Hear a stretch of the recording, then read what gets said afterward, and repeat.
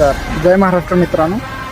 काल मी एक व्हिडिओ टाकला होता. आपल्या ट्रेनमधला एक व्हिडिओ होता जे की भैया आणि मराठी माणसाचं आपल्या भांडण चालू होतं. तिथं आम्ही होतो सपोर्टिव्हला.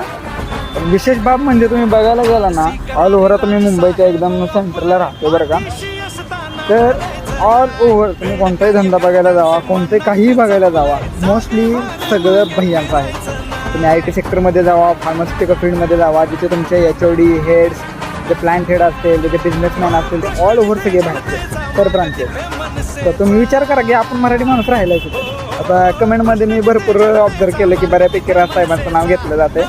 भारी चांगली गोष्ट आहे, मला पण खूप भारी वाटलं. आपण पण राजसाहेबांना खूप मानतो, सगळ्यांना माहीत आहे. पण विषय असा आहे की फक्त आपण कमेंट्स या सोशल मीडियावरती त्यांना सपोर्ट करतो, हे मला बरोबर नाही वाटत आहे. मग आपल्या निवडणुकीच्या टायमिंगला मराठी माणसं जातात कुठं? आता दुसरी गोष्ट झाली, आपले तमिळनाडूचे आपले विजय थालापती CM झालेत.